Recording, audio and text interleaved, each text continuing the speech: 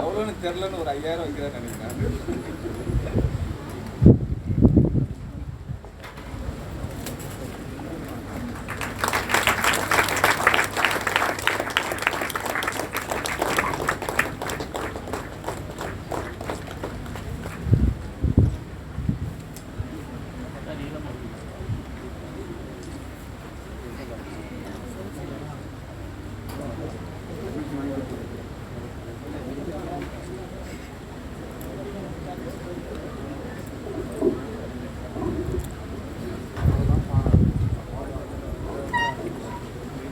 கள்ளக்குறிச்சி அரசு கலைக்கல்லூரியின் சார்பாக தம்பி சின்னதுரை அவர்களுக்கு கல்லூரி முதல்வர் பொன்னாடை போர்த்தி, ஒருவேளை எங்க கல்லூரிக்கு நீங்க படிக்க வரணும்னு நினைச்சா முதல்வர் சொன்னாரு, விடுதியும் படிப்புக்கான செலவும் நாங்கள் ஏற்றுக்கொள்வோம் என்பதை கூறி இப்பொழுது முதல்வர் அவர்கள் பொன்னாடை போர்த்தார்.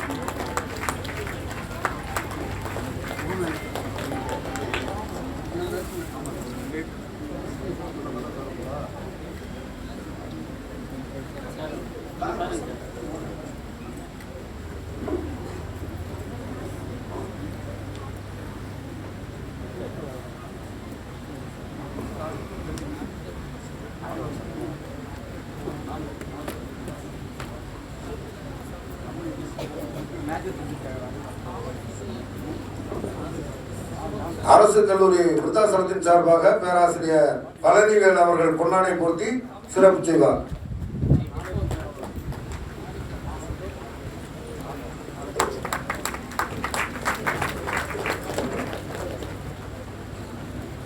எப்பொழுதும் கள்ளக்குறிச்சினாலே ஒரு தனி சிறப்பு தான்.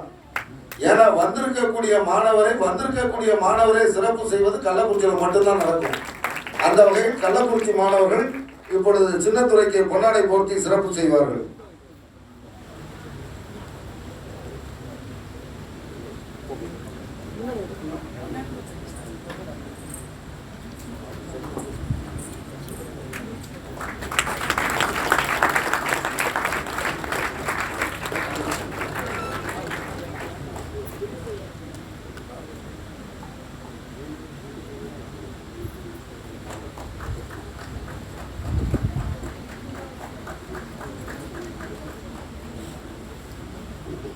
இப்பொழுது தம்பி சின்னதுரை அவர்கள் ஒரு சில வார்த்தைகள் பேசுவார்.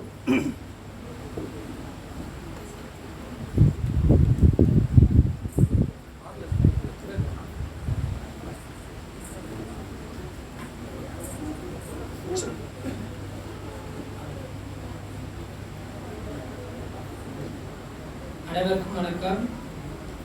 இங்கே முனைவர் நியூஸ் சார் கூட்டுதலால் நன்றி தெரிவித்துக் கொள்கிறேன். 12ஆம் லெவல் முடிச்சிருக்கோம். அதுக்கப்புறம் உயர்கல்வியில் படிக்க போகிறோம். அப்புறம் நம்ம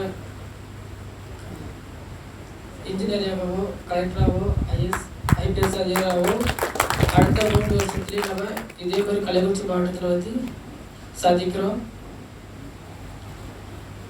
அப்புறம் நம்மளும் உதவி பண்ண வேணும். அப்புறம் நம்ம படிப்போ பணத்தை வச்சு நம்ம யாரும் கொடுக்க முடியாது. ஆனால் கல்வி மட்டும் இருந்தால் யாரும் நம்ம வாங்க முடியாது. ஆனால் கல்வி மட்டுமே ஆகிடும்.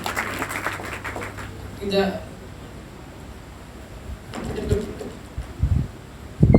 தந்த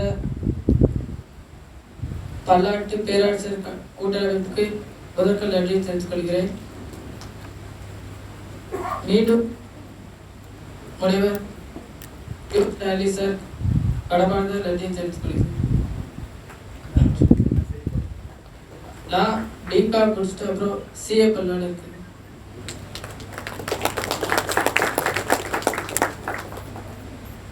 அடுத்து என்ன படிக்க போகிறேன்னு நான் ஃபோனில் கேட்டப்போ நான் பிகாம் படிக்க போகிறேன்னு சொன்னார். அப்புறம் நான் சென்ட் ஜோசப்ஸ் காலேஜ் திருச்சியில் ப்ரொஃபஸராக ஒர்க் பண்ணிகிட்டு இருக்கிறேன். அதே மாதிரி ஒரு கல்லூரி தான் Saint Xavier's college Palayamkottai Loyola கல்லூரி. உனக்கு 3 காலேஜில் எந்த காலேஜ் வேணாலும் பிகாம் வாங்கி கொடுத்துறேன், நீ எங்கே படிக்கிறேன்னு கேட்டேன். அவர் வந்து நான் சென்ட் சேவியர்ஸ்லேயே படிச்சுக்கிறேன்னாரு. அவங்க முதல்வர்கிட்ட எங்கள் முதல்வர் தான் அங்கே இருப்பார், அப்படி மாறி மாறி இருப்பாங்க. அவருக்கு சீட்டு ஆல்மோஸ்ட் கிடச்சிருச்சு, பிகாம் படிக்க போகிறாரு. முடிச்சுட்டு சிஏ கம்ப்ளீட் பண்ணுன்னு சொன்னார். அப்புறம் காரில் நேற்று வந்துட்டு இருக்கிறப்ப நான் சொன்னேன், நீ இப்போ சிஏ மட்டும்தானா, எனக்கு எதுவும் தெரியல சார் அப்படின்னாரு. அப்போ நான் சொன்னேன், நம்ம சீஃப் கெஸ்ட்லாம் வந்திருக்காங்க பார்த்தீங்களா, அவங்களாம் வந்து ஐஏஎஸ் ஐபிஎஸ்லாம் ஆகலாம். உங்கள் ஸ்கூல் டீச்சர் சொல்லியிருக்காங்க சிஏ பெரிய விஷயம் தான் இல்லைன்னு சொல்ல, ஆனால் ஒரு டிகிரி முடிச்சுட்டு நீ வந்து கலெக்டராக கூட ஆகலாம், நீ முயற்சி பண்ணால் கண்டிப்பாக ஆக முடியும். ஓ அப்படியா, டிகிரி முடிச்சுட்டு ஆக முடியுமா அப்படின்னாரு. அதையும் நான் முயற்சி செய்கிறேன் சார் அப்படின்னாரு. இப்போ வந்து இவருடைய நோக்கம் என்ன அப்படின்னா, சாதியை கடந்து, சாதி வன்முறைகளை கடந்து, அவர் ஒரு முதல்வர், நம்முடைய தமிழக முதல்வர் அவர்கிட்ட பேட்டி கேட்குறப்போ சொன்னார், யாராவது கேட்டீங்களான்னு தெரியல எனக்கு, அந்த வெட்டுப்பட்ட நான், என்னை வெட்டிய அந்த நண்பர்களும் நல்லா படிக்கணும் அப்படின்ற செய்தி சொன்னாங்க. அதுதான் பண்பாடு. அதுதான் இந்த மீட்டிங்குடைய உச்சபட்சமான ஒரு அடைவு. என்ன நான் ஃபீல் பண்றேன்னா, எல்லாரையும் சரணாயப்படுத்தணும். அதான் முக்கியமான நோக்கம். அந்த பாப்பா வந்து அந்த அண்ணன்கள் வந்து 3 பேர் வெட்டிட்டாங்கன்னு சொல்லியிருப்பா. அப்போ வெட்டுறப்போ அந்த போலீஸ் ஸ்டேஷன்ல இவங்க கேட்குறப்போ 3 அண்ணன்கள் வந்து எங்க அண்ணனை வெட்டிட்டாங்கன்னு சொல்லுவா. ஒரு எதிரி வெட்ட வேணாம், வெட்டுப்பட்டுட்டான், அந்த எதிரியை கூட என்னன்னு சொல்ற அந்த பொண்ணு 3 அண்ணன்கள் வந்து வெட்டிட்டாங்க அப்படின்னு சொன்னான். அந்த கைகள் தான் அந்த தடுத்துச்சு, கழுத்துல இந்த கத்தி வராம அந்த கைகள் தான் தடுத்துச்சு. அது பெரிய வீரம் அங்கே அந்த பொண்ணு. அந்த பொண்ணு தடுக்கலைன்னா இன்னைக்கு இவன் இருக்க மாட்டான், வாய்ப்பே இல்லை. ஏன்னா அந்த கைகள் தான் கழுத்துல அந்த வெட்டுப்படாம இருந்ததுக்கு பெரிய உதவியா இருந்து இன்னைக்கு இந்த உயிரோட இருக்கிறாங்க. இந்த ஏழை குடும்பம் கண்டிப்பா மேல வரணும். நல்ல ஸ்ட்ராங்கான வில் பவர் இருக்கு. நான் திரும்ப திரும்ப கேட்பேன், அப்பா எல்லாமே சொல்லுவான், இல்லை சார் நான் கண்டிப்பா முடிச்சிடுவேன் அப்படின்னா. வீட்டில் நைட்டு தூங்கிட்டு இருக்கிறப்போ மணி ஒரு 2 மணி இருக்கு நினைக்கிறேன். நேற்று நைட்டு என் வீட்டில் தூங்கிட்டு இருந்தோம். சரி